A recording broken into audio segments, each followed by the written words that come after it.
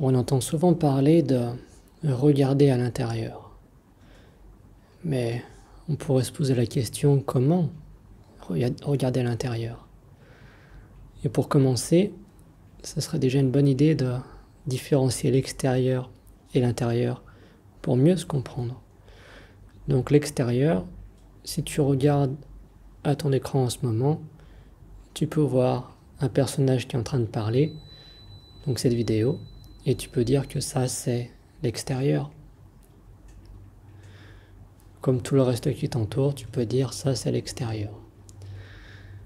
Et ensuite, si tu regardes une douleur physique, si on peut l'observer, on réalise qu'en fait c'est aussi l'extérieur. Et ça, le poète Rumi, il y met en image très joliment quand il dit que chaque douleur est une brèche pour faire passer la lumière. Ou encore que la guérison de chaque douleur est dans la douleur elle-même.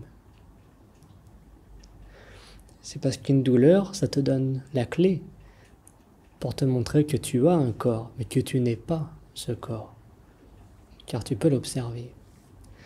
Donc, on voit qu'il y a des douleurs, on voit qu'il y a des intensités dans le corps. Donc, c'est à l'extérieur. Et pour la pensée, c'est la même chose, on peut l'observer.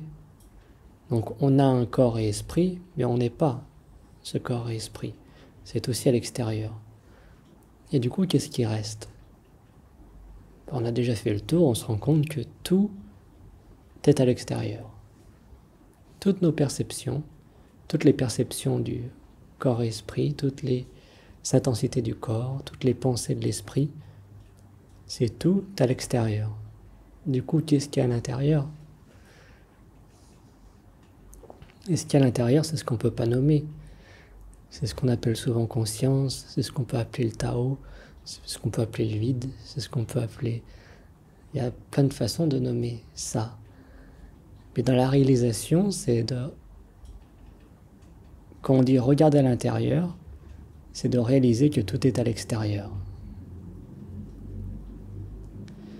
Et lorsqu'on réalise que tout est à l'extérieur, alors on a repris notre vraie nature. Que maintenant, c'est plus le petit moi dans la tête qui est enfermé dans un corps et qui regarde autour, mais c'est que maintenant, on a repris la conscience que tout est à l'extérieur.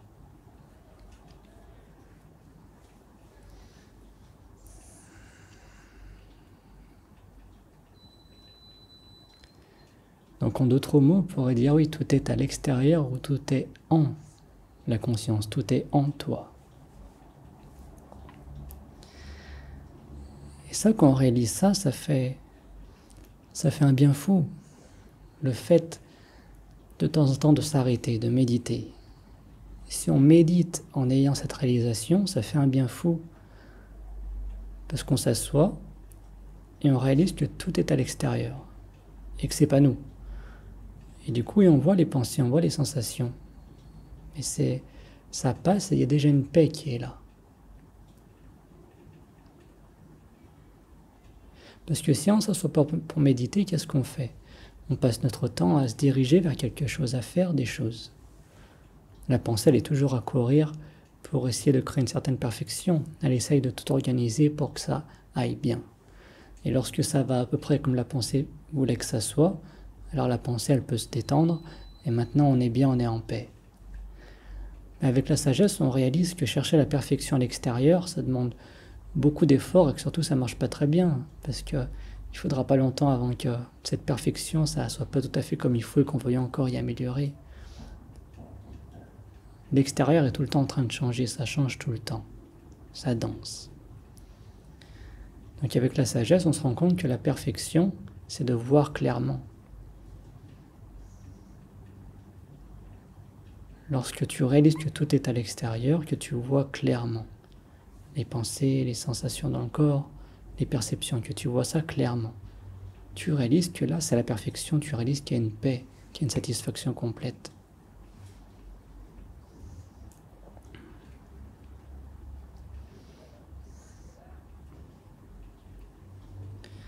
Et ensuite, toutes les réponses sont là.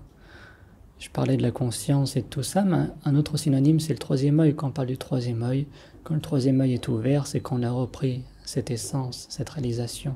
Le troisième œil n'est pas quelque chose qu'on a sur le front qui est ouvert vers l'extérieur. Le troisième œil, symboliquement, c'est ce qui regarde vers l'intérieur. Et pour ça, il y a une histoire l'autre jour que j'ai vue, que j'ai bien aimée, pour mettre en image tout ça. C'est l'histoire de Shiva et Kama. Kama qui est une entité qui représente les désirs, et Shiva qui est un dieu hindouiste, qui est très souvent en position de méditation, c'est le symbole. Et donc Shiva qui est en train de méditer, et on a Kama qui arrive, donc l'entité qui représente le désir, cachée derrière un arbre, et qui tire une flèche sur Shiva. Et donc Shiva, il sent qu'il y a quelque chose dans sa méditation qui vient d'arriver. Et là, la première question, c'est de se demander, mais en fait, le désir, là, il est où? Est-ce que le désir, donc cette flèche, elle est là, elle est en moi? Ou bien est-ce que le désir est derrière l'arbre qui est là-bas? Et en fait, on réalise que le désir, il est à l'intérieur. Et avec la sagesse, ce qui se passe, c'est qu'il ouvre donc son troisième œil, donc c'est une légende. Et quand il ouvre son troisième œil, c'est là qu'il y a une flamme qui va désintégrer Kama. Et le symbole de tout ça, c'est qu'après, il y a de la cendre qui sort de sa peau pour montrer qu'en fait, il a réalisé une sagesse qui est profonde, qu'il n'y a rien qui peut vraiment le toucher. Qu'il a réalisé que tout est à l'intérieur et que tout ce qui vient à l'intérieur, c'est soigné, guéri, grâce au troisième œil, grâce à la lumière de Dieu, la conscience.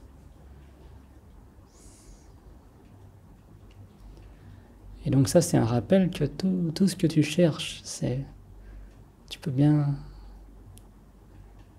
Tous les textes de sagesse, tout ça, tu vois, ça revient toujours à ça. Lorsque tu as des émotions qui arrivent, il ne va jamais y pointer à l'extérieur, jamais. Il va toujours sur la sensation elle-même. Et donc après, c'est de réapprendre à aimer ces sensations, à les voir comme elles sont. Ne pas résister sur ça.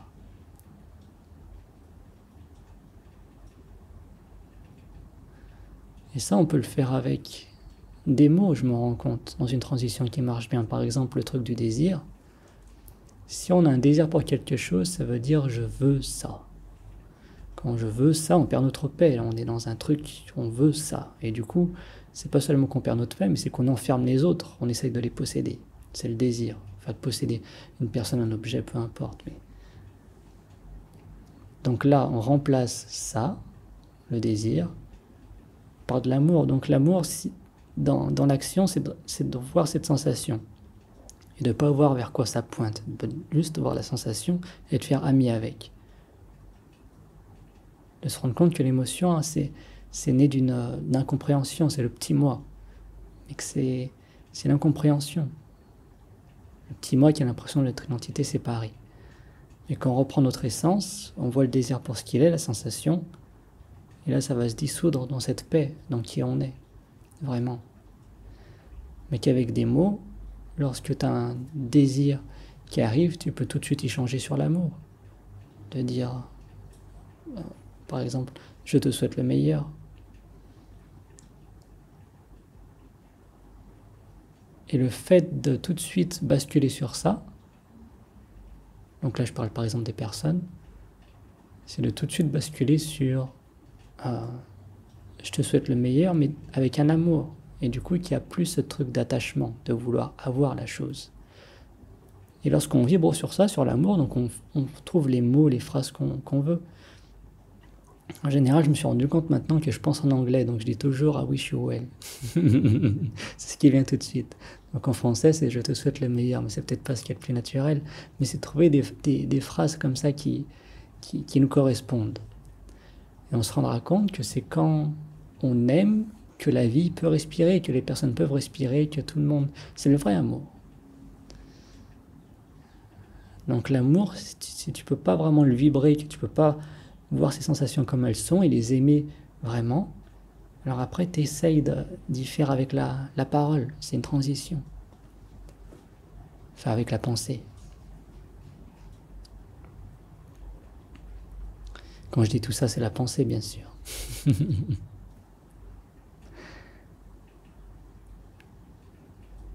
Et que cette essence, la conscience, donc il y a la conscience, le Tao, le troisième œil ouvert, mais c'est aussi la paix, c'est l'amour, etc.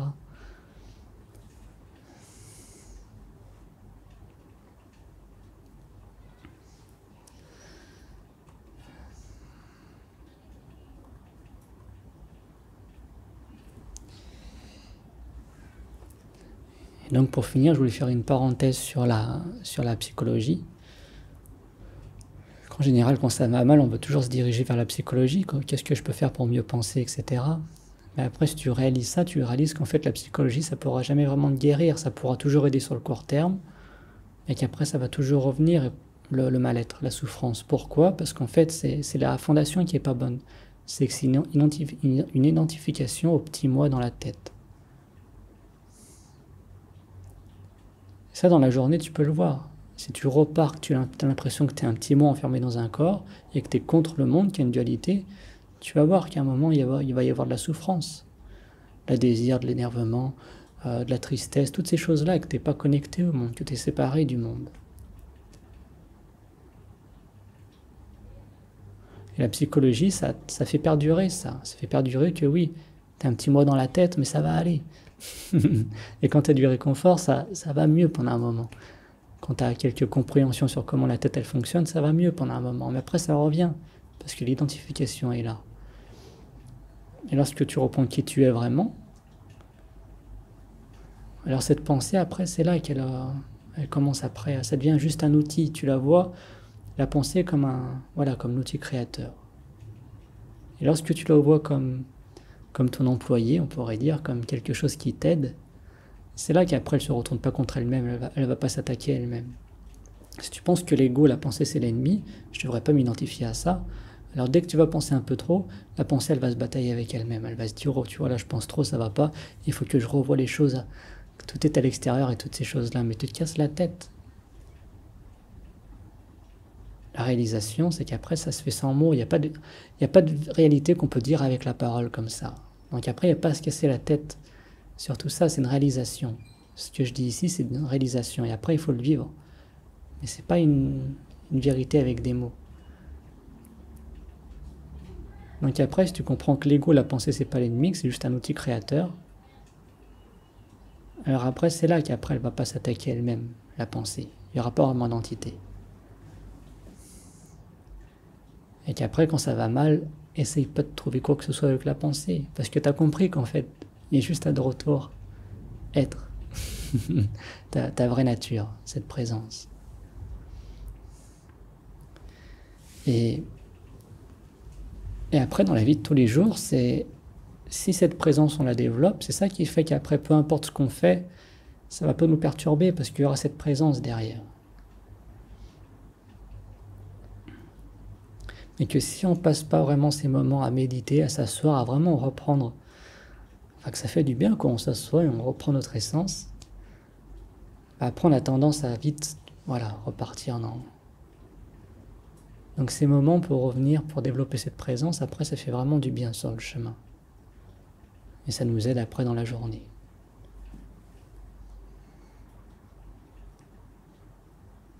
Et après on est en paix parce qu'il n'y a plus vraiment... Vu qu'il n'y a plus rien à défendre, il n'y a plus vraiment quelque chose, il n'y a plus de dualité, il y a juste de l'amour. Si on a peur de quelque chose, on résiste à quelque chose, alors il y a une dualité, on stresse, on est anxieux. Mais si après on voit les choses, on les aime. Lorsqu'on les aime, on n'a plus de peur, vu qu'on aime. Et quand on aime, donc ce qui est notre nature, après ça, il n'y a plus vraiment à se casser la tête.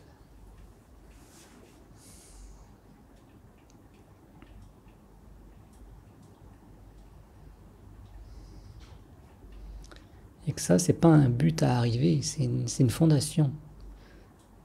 On devrait tout faire ça comme ça. C'est pas des intentions à avoir avec la tête. Les intentions, je reviens d'un truc l'autre jour, tu prends Hitler, son intention, elle était bonne, il pensait vraiment qu'il allait améliorer le monde. et on voit à quel point ça tourne. Donc après, on réalise que c'est pas l'intention, c'est qui tu es, sur comment tu vibres. Si tu vibres, que le troisième œil est ouvert, que tu es conscient, que tu es l'écran de la conscience, j'appelle ça sur les autres vidéos. Donc l'écran de la conscience, c'est un écran plat que tu peux visualiser. Et sur cet écran plat, tu as les intensités de la pensée, des sensations, des perceptions. Si tu es dans cet état-là, dans cet état de conscience-là, que tu as repris ta vraie nature, alors tu es en paix. Et quand tu es dans cet état de paix, peu importe ce que tu fais, peu importe, ça se passera bien. Il y a une paix, il y a un amour. Que si tu es agité, peu importe ce que tu fais, ça sera de l'agitation. Et c'est un coup, ça peut marcher pendant un temps, mais à un moment, ça va tout exploser. Parce que cette agitation, ça va.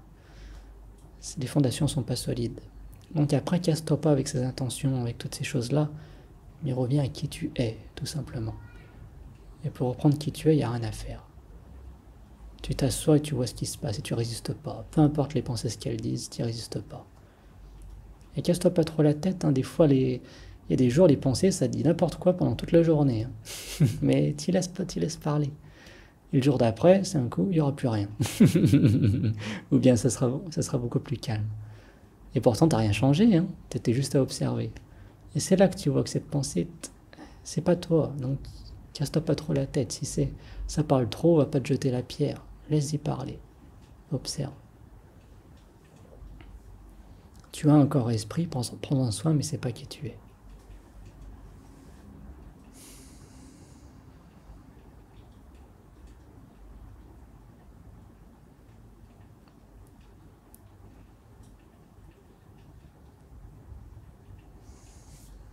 Merci.